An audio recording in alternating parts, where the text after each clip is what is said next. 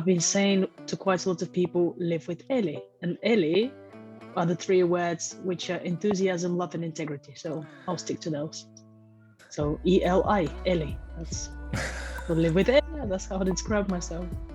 I love metaphors, I love symbolism, I love abbreviations. I came up with this idea that I wanted to create a project, and one of the projects is called the MAD project, MAD, and it means making a difference. Very often people who are considered mad are those that make a difference. Was it not Steve Jobs who said people crazy enough to think that they could change the world are usually those who do? Exactly. If mad is not a diagnosis, it's a title, it's a privilege, because it means that you're making a difference that other people don't dare making. So be mad, basically, and live with Eli. That's it. We're done. It's connected with another project, which is called What's Your Excuse? Because many people that I've had over the years, oh, I wish that I could achieve what you've achieved. I wish that I could do what you do, but I don't have the education. I can't speak English well enough. I don't do this, I don't do that. I'm thinking that's just excuses.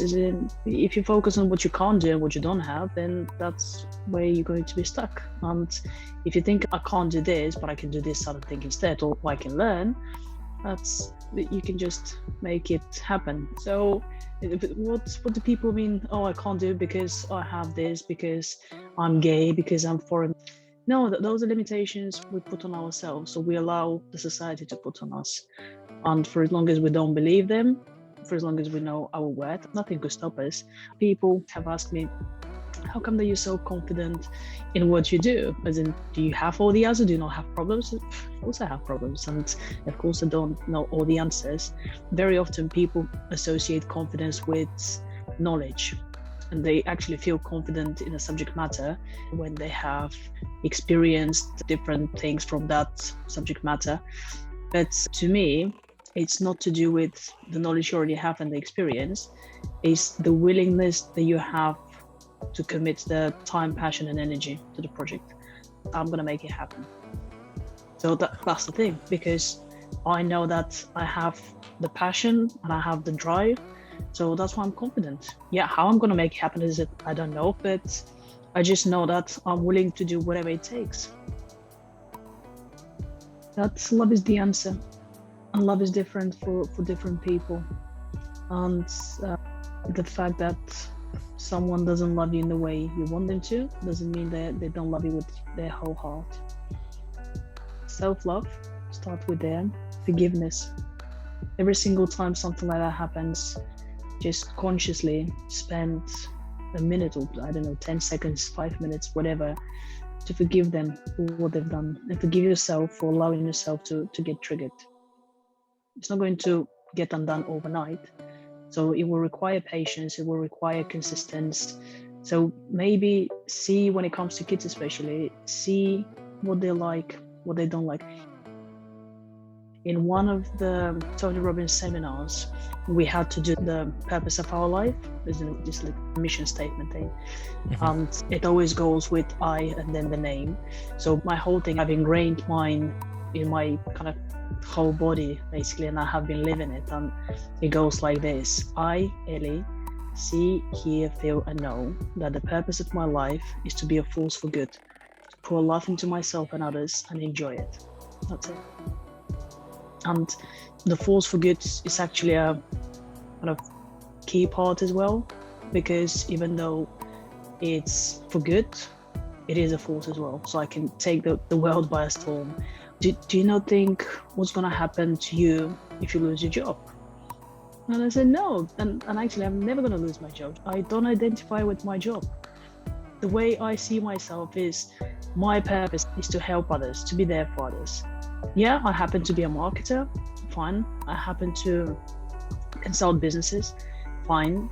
But even if I'm not doing those things, no one could stop me to carry someone's bags. No one could stop me to say a kind word to someone. So from that point of view, no one could take away what my job is, what my mission is. So whenever someone was asking me, how are you doing? I said, I'm great.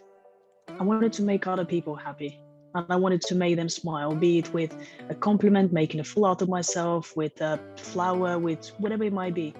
But I ended up being a clown. And it was through doing good for others, and it was through focusing on others that I actually started to see myself, because others are a reflection on what you need to heal, on how far you've come along. It's one of the things that many people comment on, and they say, well, I love your energy, I love your mindset and kind of your bubbly self, and I think, as you said, that shows with the shift of perception. As I said, I'm fully aware of the things, the blessings that are happening for me, not to me, in terms of even those little things. So it's good. Wow. And it takes practice. I suppose the key is kindness and compassion to ourselves as well. Let's not beat ourselves up. I completely understand that it's easier said than done. But if everyone takes consistent and conscious action every single day, even if it's 2 minutes a day, just do 2 minutes a day of your preferred practice, be it meditation, journaling, just self-reflection. Just have something that you know for yourself, and you put in the energy out in the universe to say, hey, I want to work on myself. Just keep going. That's the whole thing. Keep going, be kind to yourself, and don't take criticism and don't take feedback from people who are not willing to work with you on improving that feedback. I can give someone all the tools, all the strategies, all the books that I've read, but it has to come from them, because they're the people that actually need to implement. So I can't do it for them. That's the important thing, that you're taking conscious actions to work on it. Because it's not just suddenly going to happen. Yeah, it might take longer than what you want it to take. But definitely progress is seen, and definitely, again, within the journey, you're becoming the person that you want to become. It's our spiritual journey, and those ones, they could be tough. Putting judgment on my partner, it was things that I didn't want to see in myself, which is a protection mechanism. I wanted at times to be right and to show why I'm right, which that's not love, that's ego. You know how they say that you would still get the same lesson until you learn it. Because of my understanding of something, my view of the world, my wounds that I hadn't healed, my pains, that was the reason for my frustration, not what my partner was doing.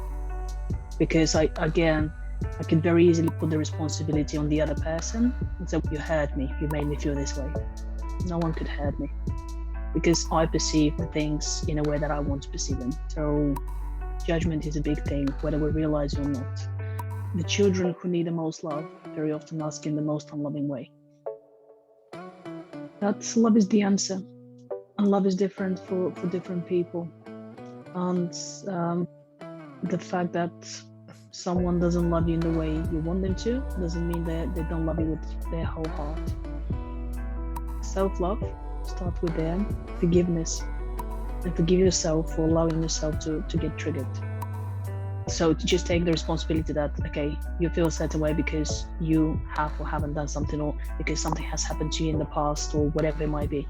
But as soon as we start the sentence with, I feel this way because you, or because she, or because anything else but I, then it's judgment.